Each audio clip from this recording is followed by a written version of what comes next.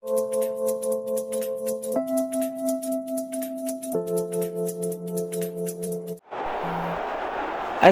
عليكم ورحمة الله وبركاته. متابعين القناة الأعزاء، اعترف يورجن كلوب المدير الفني لفريق ليفربول أنهم في حاجة إلى تغيير طريقة لعبهم في غياب النجم محمد صلاح، ويفتقد ليفربول خدمات محمد صلاح في الفترة الحالية لتواجده مع منتخب مصر استعدادا للمشاركة في منافسات بطولة كأس أفريقيا، وستستضيف كوت ديفوار كأس أفريقيا نسخة 2023 في الفترة ما بين 13 يناير وحتى 11 فبراير.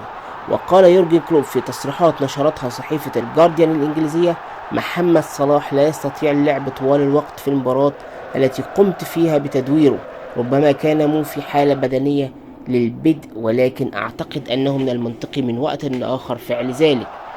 وقال يورجن كلوب: الآن علينا أن نرى، لدينا خيارات مختلفة، يمكننا تغيير نظامنا عندما يلعب محمد صلاح، فمن المنطقي أن نلعب بطريقة معينة حتى يتمكن من التواجد في مركزه المفضل.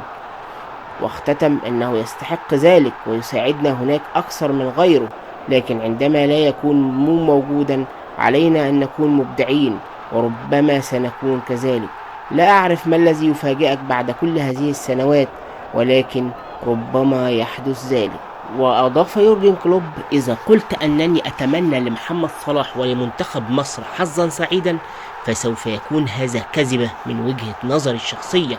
آمل خروجهم من دور المجموعات وسأكون سعيد بذلك، لكن هذا ليس ممكنا على الأرجح.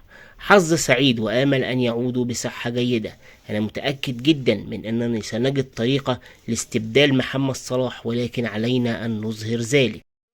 إن الله وملائكته يصلون على النبي يا أيها الذين آمنوا صلوا عليه وسلموا تسليما.